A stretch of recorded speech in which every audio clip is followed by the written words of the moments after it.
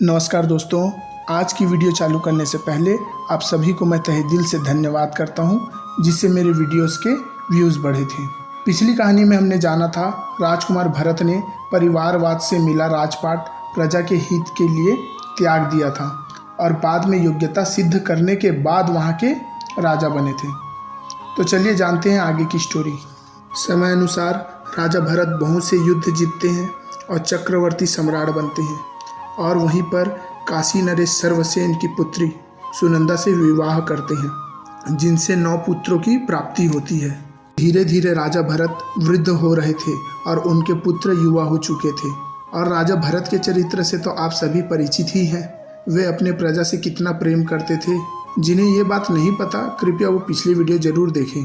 अब राजा अपने 9 पुत्रों से मिलते हैं, बातचीत करते हैं, परंतु किसी एक में भी राजा वाले गुण ना पाकर राजा भरत निराश हो जाते हैं और साथ ही मन ये सोचते हैं कि इन 9 पुत्रों में से अब मैं किसे राजा बनाऊं।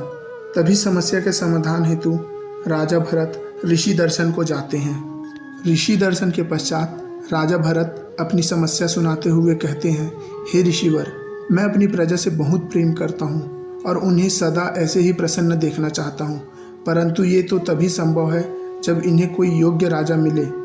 अब तो मैं स्वयं वृद्ध होता जा रहा हूँ और मेरे 9 पुत्रों में से राजा बनने वाले गुणों में किसी न किसी गुण की कमी है।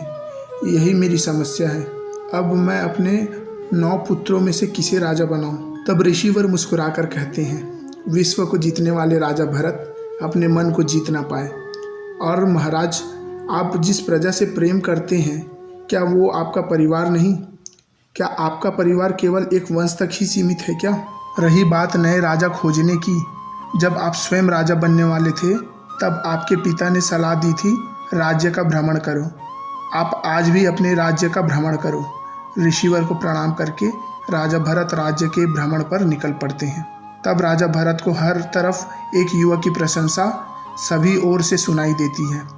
उस युवा का नाम था भूमन्यु। राजा भूमन्यु से मिलकर उनकी परीक्षा लेने के बाद उसे वहाँ का नया महाराज बना देते हैं। यह बात घोषणा करे ही होते हैं कि उनके परिवार वालों में कुछ आलोचनाएं उठती है। इस बातों का प्रभाव उनके सगे संबंधी, मित्र और परिवार के लोगों के मन को उथल पुथल हो जाता है। तब वे सभी को बुलाकर समझाते हुए कहते हैं, राजा केवल योग्य व्यक्ति होना चाहिए जिससे सभी लोग खुश रहें। और अपने 9 पुत्रों से कहते हैं, हे पुत्र, योग्यता साबित करो और अपना राजपाट पुनः वापस ले लो। तब राजा भरत की माता शकुंतला देवी कहती है, पुत्र भरत, अपना पुत्र अपना होता है, दूसरे के पुत्र को अपना कहने पर अपना नहीं होता। राजा भरत अपनी माता से कहते हुए बहुत सुंदर उत्तर देते हैं, ये प्रजा भी मेरे पुत्र ही है माँ, और मैं इनका पालक हूँ। आप माता है इसलिए आपको गलत लग रहा है। इस वजह से राजा भरत ने दूसरी बार नेपोटिज्म को ख़त्म किया था। दोस्तों, आज भी नेपोटिज्म किस लेवल में है ये आप मुझसे बेहतर जानते हैं। अगर बॉलीवुड की बात करें तो पहले पृथ्वीराज कपूर, फिर उनके बेटे राज कपूर, फिर उनके बेटे रणधीर कपूर, जिनसे करीना कपूर, करिश्मा कपूर आई। ऋषि कपूर के बेटे रणवीर कपूर आए हैं। कपूर फैमिली मानिए तो बॉलीवुड का सरनेम हो चुका है।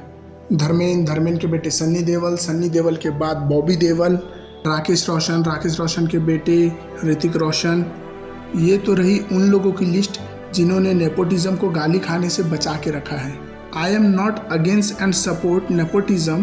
फैमिली बिजनेस की तरह सपोर्ट कर रहे हैं तब ठीक है, पर राष्ट्र के लिए बात आए तब धरोहर योग्य व्यक्ति के हाथों में जाना चाहिए।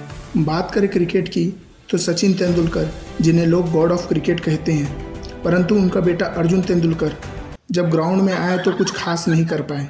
जब बॉलीवुड में सोनम कपूर की डेब्यू हुई तो उनकी तो एक्टिंग की बात ही अलग है। ये तो टट्टी है।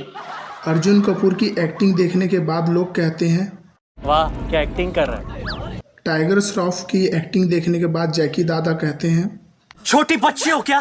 पॉलिटिक्स में भी देखोगे तो पहले पंडित जवाहरलाल नेहरू, फिर उनकी बेटी इंदिरा गांधी, फिर उनके बेटे राजीव गांधी, अब उनके बेटे राहुल गांधी। समाजवादी पार्टी में देखोगे तो मुलायम सिंह यादव, फिर उनके बेटे अखिलेश यादव, अब उनकी पत्नी डिम्पल यादव। अगर पूरा डेटा निकाला जाए तो इस तरह 6 राष्ट्रीय स्तर पर बड़ी पॉलिटिकल पार्टी है।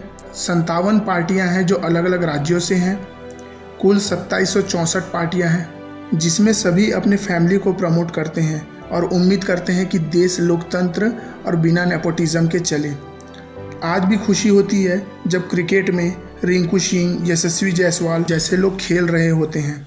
बॉलीवुड में मनोज बाजपेयी, पंकज त्रिपाठी और राजकुमार राव जैसे लोग एक्टिंग कर रहे हैं।